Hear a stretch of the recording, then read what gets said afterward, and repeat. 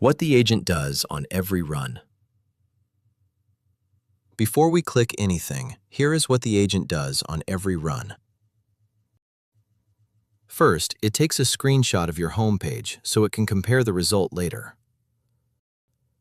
Second, it makes a fresh database backup over SSH, a real SQL dump kept on the server and copied to your computer.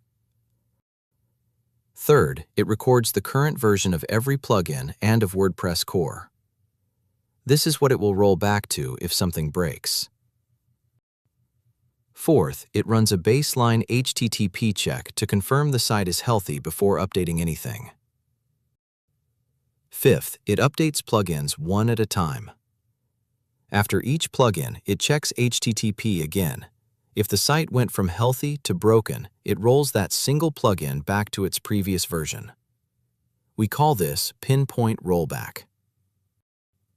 Sixth, it does the same for WordPress core and themes.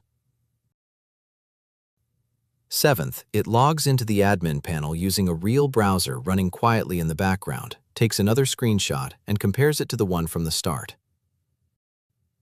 Eighth, it writes a report you can forward to your client.